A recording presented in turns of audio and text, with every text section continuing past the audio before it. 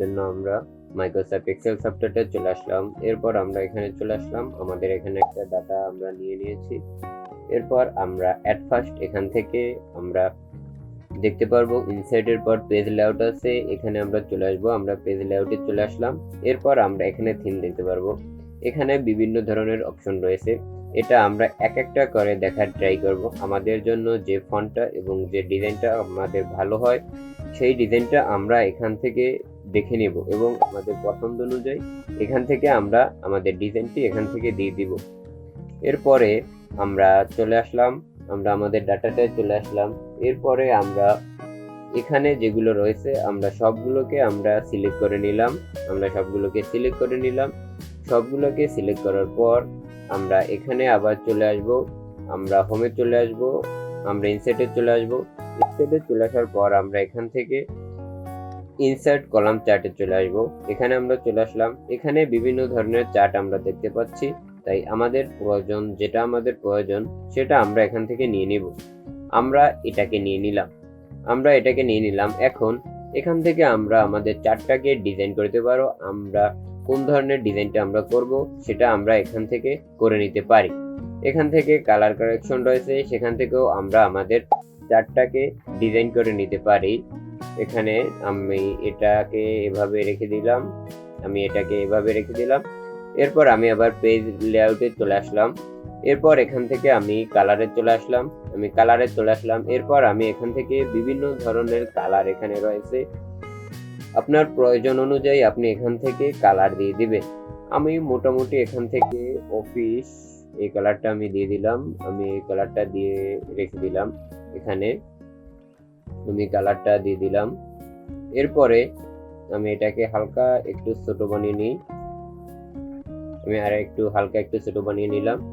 এরপর এখান থেকে আপনি বিভিন্ন ধরনের ফন্ট রয়েছে, ফন্ট আপনার প্রয়োজন অনুযায়ী এখান থেকে আপনি আপনার ফন্টগুলো দিয়ে দিতে পারবেন, অথবা এখান থেকে আপনি কোনো ধরনের যদি ইফেক্ট দিতে চান তাহলেও আপনি এখান থেকে যে কোনো ধরনের ইফেক্ট এখান থেকে দিয়ে দিতে পারবেন। এরপর আমি আবার থিমে চলে আসব, এরপর আমি এখান থেকে সেভ কারেন্ট থিমে চলে আসব। এরপর আমি এখানে আমরা অফিস থিম রয়েছে, এখানে আমরা অফিস থিমের এটা আমাদের একটা ডকুমেন্টে আমরা সেভ করে নেব। এখানে আমরা চলে আসলাম এবং আমরা এখানে এটাকে সেভ করে নিলাম। এরপরে আমরা আবার এখানে চলে আসবো, আমরা আবার কালারে চলে আসবো, আমরা কালারে চলে আসলাম। এরপর আমরা এখানে একেবারে নিচে আমরা দেখতে পারবো কাস্টমাইজ কালার, আমরা কাস্টমাইজ কালারে চলে আসলাম। এরপর এখানে দেখতে পাচ্ছেন আপনারা বিভিন্ন ধরনের কালার রয়েছে, আমরা এখান থেকে আমাদের কিছু প্রয়োজন অনুযায়ী এখান থেকে কালার দিয়ে দিব। আমি ফার্স্টে আমি ব্ল্যাক দিয়ে দিলাম, পরেরটা আমি হোয়াইট একটু অ্যাশ কালার দিয়ে দিলাম এবং তারপরেরটা আমি এই কালারটা আমি দিয়ে দিলাম।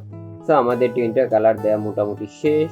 এরপর আমি এখান থেকে এটাকে সেভ করে দিলাম এবং এখানে আমরা দেখতে পাচ্ছি আমাদের এখানে যে কালারটা দিয়েছি আমরা সেই কালারটা রয়ে গিয়েছে, এটা হালকা একটু বেশি সাদা হয়ে গেছে, আমরা হালকা আরেকটু এটাকে আমরা চেঞ্জ করে দেব। আমরা এখানে চলে আসলাম, এরপর আমরা এটাকে অন্য একটা কালারে রূপান্তরিত করতে পারবো। আমি এখান থেকে এই কালারটা আমি দিয়ে দিলাম, এরপর আমি এখান থেকে সেভে দিয়ে দিলাম, তাহলে আমি দেখতে পাচ্ছি সুন্দর মতো আমাদের একটা কালার চলে এসেছে। এরপরও যদি আমার এটা সুবিধা মনে না হতো তাহলেও আমি এখান থেকে চলে আসতে পারি, আমি কালারে চলে এসে এখানে আমি বিভিন্ন ধরনের কালার এখান থেকে যেটা ভালো লাগে আপনার সেটা আপনি এখান থেকে দিয়ে দেবেন। আমি মোটামুটি এখান থেকে যেটা একটু আমাদের ডিজাইনটা একটু ফুটে সেটা আমি এখান থেকে দিয়ে দিলাম, আমি এটাকে দিয়ে দিলাম। এরপর আপনি এটাকে আবার এখানে চলে আসলাম, এরপর আমি আবার এখানে চলে আসলাম, এরপর আমি এখানে সেভে চলে আসলাম এবং এখানে আমি ব্রাউজে চলে আসলাম। এরপর আমি এখান থেকে ডকুমেন্টে চলে আসলাম, এবং এখানে আমি একটা নাম দিয়ে দিলাম এক্সেল ফাইল,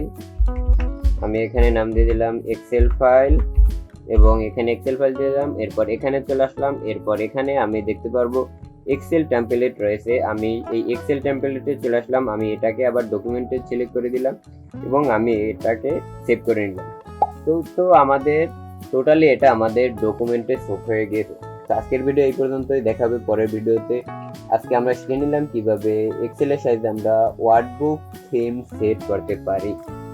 আসসালামু আলাইকুম।